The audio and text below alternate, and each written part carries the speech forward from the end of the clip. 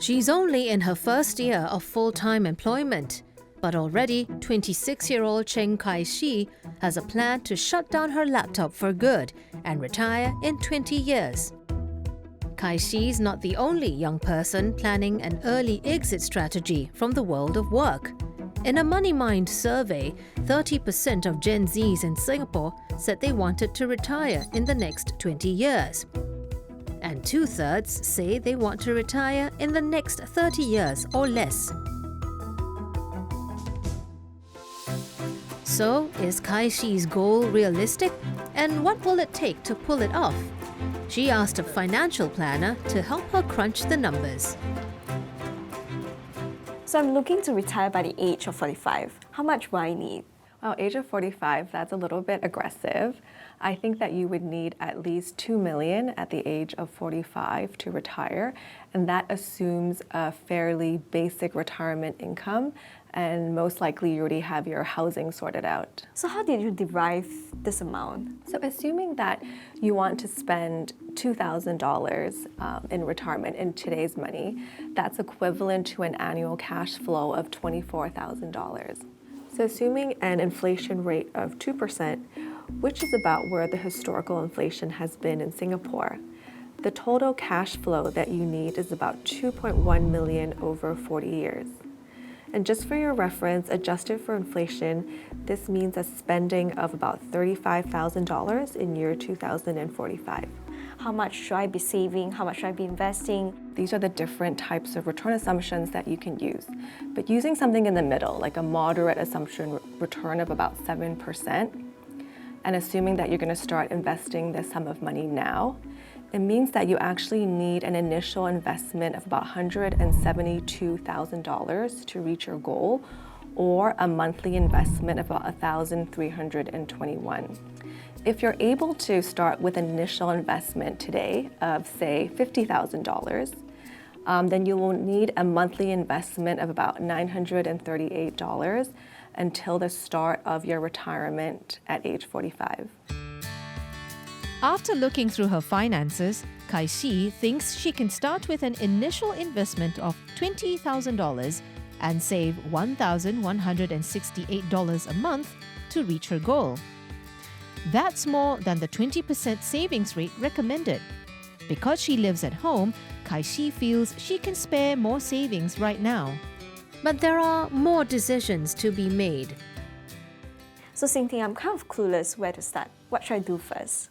I think you should first look at setting up an emergency fund, right? Life can be unpredictable sometimes, and you want to make sure that you have enough cushion to cover that. And a general good guideline is to have 6 months of expenses saved up. Kai-shi already has a head start with her emergency fund. But she does have the challenge of saving for another important goal at the same time. So other than retirement, I'm also thinking of saving for my own house. So how do I do both? So that can come out of your investment portfolio goals. So you'll have one goal that is for housing and one goal that is for retirement. So if your aim is to buy a house in the next maybe 7 years, 10 years, right? Then you should work out, okay, how much do I need for the down payment for the house at that time? How much of my CPF perhaps that I can use to pay for the house? And then you can work backwards based on this amount. Perhaps I can share a little bit more about how I bucket my own money. So I have my short-term liquidity fund that I put in, pretty conservative money market funds.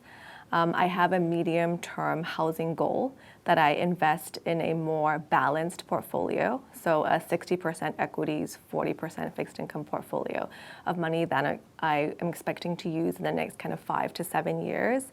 Then I have a longer-term goal for my retirement as well as my daughter's education that I invest in more aggressive funds. So that is a pure equities portfolio. Investing is really about taking risk, taking calculated risk, and being compensated for that.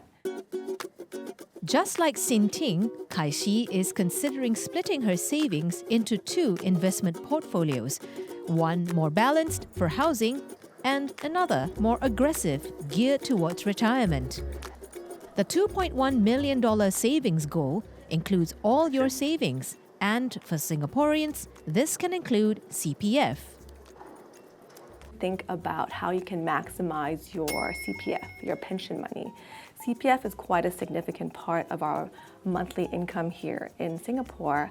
And so it's important to think about also your perhaps topping up your CPF or investing your CPF money. I think you should also try to find ways to really increase how much you can earn, right? You need to increase your base to be able to grow it. Try to automate what you can.